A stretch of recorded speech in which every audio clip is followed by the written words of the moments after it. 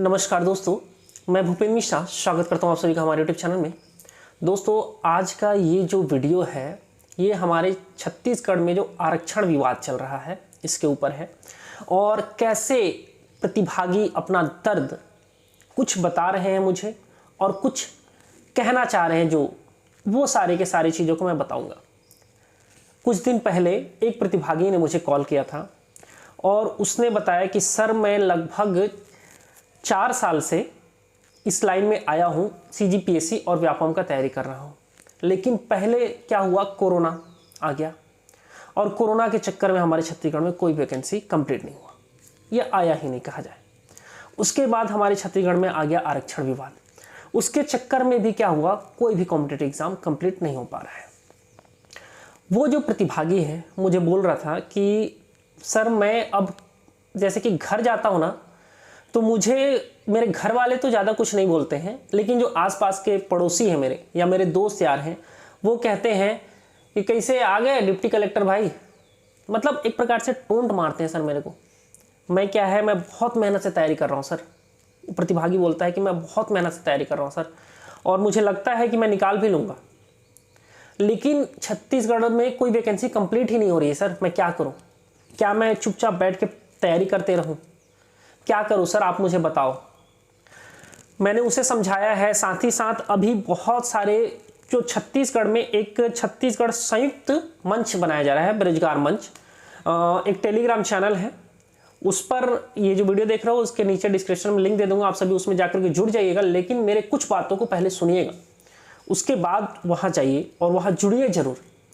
क्योंकि देखिए अभी का जो समय है ना, ये अपने आप को मोटिवेट रखना तो इसमें बहुत इंपॉर्टेंट है, लेकिन मोटिवेशन के साथ साथ आपको खुद ग्राउंड में आकर के कुछ मतलब अगर आप कुछ एक्टिविटी नहीं दिखाओगे ना, तो हमारे अभी जो छत्तीसगढ़ की जो सरकार है उसे कोई मतलब नहीं है। चाहे पक्ष हो चाहे विपक्ष हो, दोनों की बात कर रहा हूँ, ठीक है। पक्ष का क्या है, अभी लेटेस्ट एक ही है कि हमारे राहुल गांधी जी की सदस्यता जो है वो समाप्त कर दी गई है, उसे कैसे हम सभी लाए। राहुल गांधी जी माफ़ी नहीं मांगेंगे। मैं कहीं डिनाई नहीं कर रहा हूँ, राहुल गांधी जी अपनी जगह पर सही है, ठीक है, या गलत है वो आप सभी जाने या राहुल गांधी जी जाने या पूरा देश जाने, मुझे उससे कोई मतलब नहीं है। मुझे मतलब है छत्तीसगढ़ के प्रतिभागियों से। और जो विपक्ष है, विपक्ष भी अभी लेटेस्ट अपनी विपक्ष की भूमिका में एक प्रकार से विफल ही है, उतना कुछ नहीं कर पा रहा है। हमारे छत्तीसगढ़ में देखेंगे तो बहुत समय से कई लाखों विधानसभा का भी जब सत्र चल रहा था ना, तो बोला जा रहा था कि शिक्षकों के इतने लाख पद खाली हैं, पटवारी के इतने हजार पद खाली हैं, इस विभाग में इतने हजार पद खाली हैं। मतलब सिर्फ और सिर्फ पद खाली हैं और वो पद आने वाले हैं।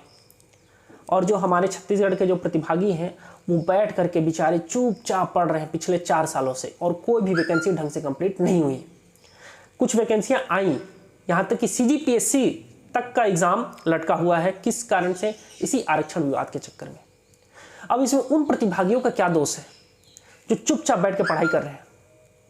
उन कोचिंग वालों का भी क्या गलती बोलूं मैं, जो अपना एक्चुअल में उन्होंने क्या किया है, अपना पढ़ाने का ही ध्यान दिया, ठीक है। क्योंकि कोचिंग है, कोचिंग वालों ने राजनीति करने के लिए कोचिंग नहीं खोला है, उन्होंने पढ़ाने के लिए कोचिंग खोला है, तो वो पढ़ा रहे हैं। लेकिन अब समय आ गया है जब हमारे छत्तीसगढ़ के जितने भी यूट्यूबर हैं वो साथ हैं, जितने भी कोचिंग वाले हैं वो साथ हैं, और एक शांतिपूर्ण तरीके से भव्य रैली करे, चाहे ट्विटर कैंपेनिंग करे, चाहे किसी भी तरीके से जो हमारी छत्तीसगढ़ की सरकार है उसका ध्यान आकर्षण करे कि चाहे वैकेंसी आप 50% पे लाओ, 58% पे लाओ, 76% पे लाओ, लेकिन छत्तीसगढ़ में वैकेंसी आना चाहिए। युवाओं का उम्र बढ़ता जा रहा है। एक समय बाद ये जो युवा हैं ये एग्ज़ाम के लिए एलिजिबल नहीं रहेंगे उम्र ज़्यादा बढ़ने के कारण। और उस समय जब कोई भी पड़ोसी ताना मारेगा ना, तो वो बेचारा बहुत ज़्यादा अंदर से टूट जाएगा। उसके बारे में सोचना है। ये सिर्फ और सिर्फ मैं बता रहा हूँ, सीजीपीएससी और व्यापम एक एग्ज़ाम ही नहीं है। कई सारे जो गरीब तबके के लोग होते हैं ना, जिसके पापा किसी के, अगर मान लो किसी का रिक्शे वाला है, किसी का कुछ है, तो जब उन लोग इस कॉम्पिटिटिव एग्जाम को क्रैक करके किसी अच्छे पद पर आते हैं ना, तो ये उनकी प्रतिष्ठा का सवाल है। मतलब अगर मान लो कोई रिक्शा वाला है, उसका बेटा अगर रिक्शा वाला ना बन करके वो चाहता है कि कोई गवर्नमेंट अधिकारी बन जाए, तो अब क्या होगा, उसका इज्जत, उसके परिवार का इज्जत बढ़ेगा, सोर्स ऑफ इनकम बढ़ेगा।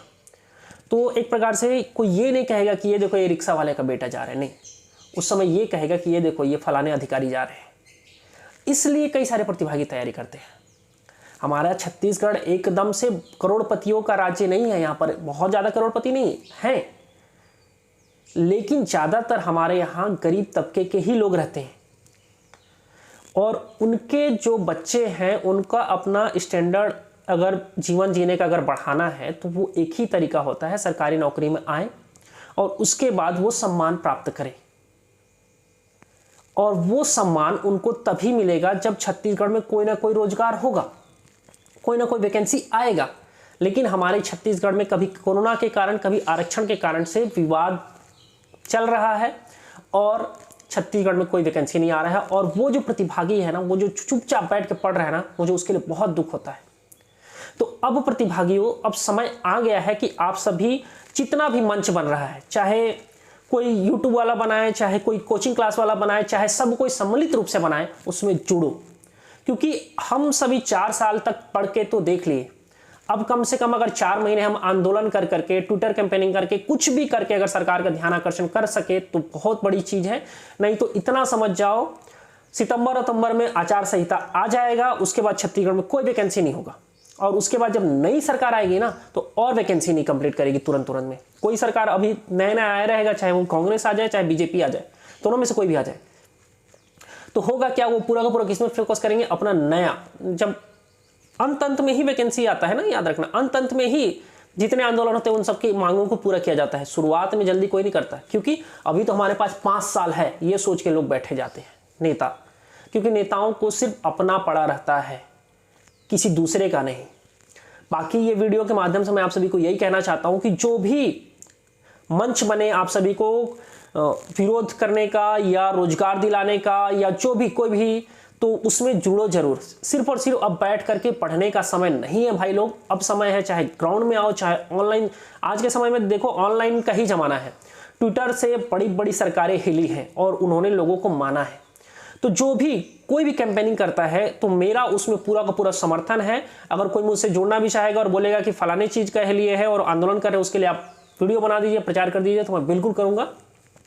बाकी ये वीडियो यहीं तक था और मैं आप सभी से यही आग्रह करूंगा कि इस वीडियो को ज़्यादा से ज़्यादा लोगों तक शेयर करिएगा, जिससे ज़्यादा से ज़्यादा लोग इसके बारे में जान पाए, समझ पाए और अधिक से अधिक लोग आप सभी से जुड़ पाए। ठीक है, बाकी एक जो टेलीग्राम का लिंक दे रहा हूं उससे जुड़ जाना, वो मुझे लगता है कि कुछ ना कुछ पॉजिटिव छत्तीसगढ़ के बेरोजगार युवाओं के लिए लाएगा। वीडियो यहीं तक था, वीडियो को अंत तक देखने के लिए बहुत बहुत धन्यवाद, थैंक यू।